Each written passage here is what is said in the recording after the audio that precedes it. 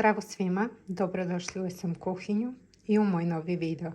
Danas ćemo praviti odličan krompir na moj način.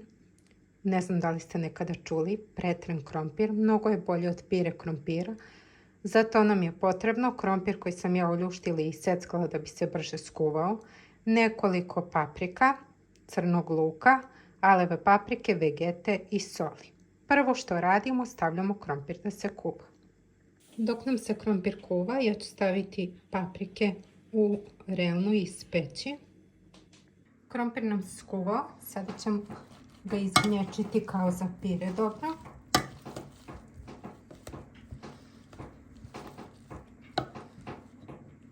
Kada smo krompir izgnječili, ja sam stavila malo ulja.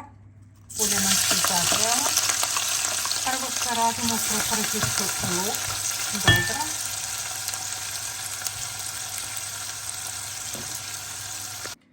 Paprike su nam se lepo ispekle, još su vrele. Ja sam ih oljuštila. Sada ćemo naseckati. Tamo nam se luk propržio. I dodajemo da ih malo samo propržimo sa lukom.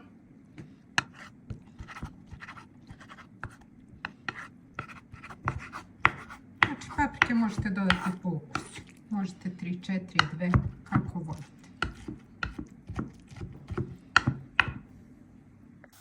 Kada nam se luk ovako lepo propržio, dodajemo papriku. Promešat ćemo.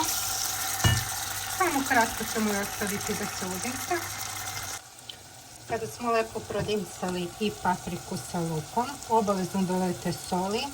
Miris je već jako lep. Dodat ću punu kašiku aleve paprike i još malo. Sada ćemo skloniti sa vatre i direktno sipati u pire. Sada direktno dodajemo u krompir.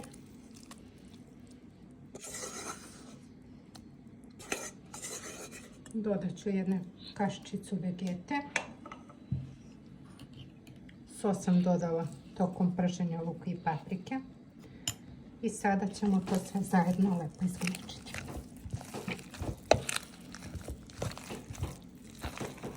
Kada smo lepo izmešali, naš krompir je gotov. Sada ćemo servirati. On je jako ukusan, po meni sasvim dovoljan zamena za ceo obrok, pogotovo u letnjim danima. Jako se brzo sprema i jako je ukusan, čak i mnogo ukusniji po meni od pire krompira običnog. Tako da napravite i probajte. Pišite mi u komentarima kako vam se sviđa, da li ste pravili, da li ima neki drugačiji naziv. Lajkujte, subscribeujte se na mom kanalu i vidimo se u sljedećem videu. Pozdrav!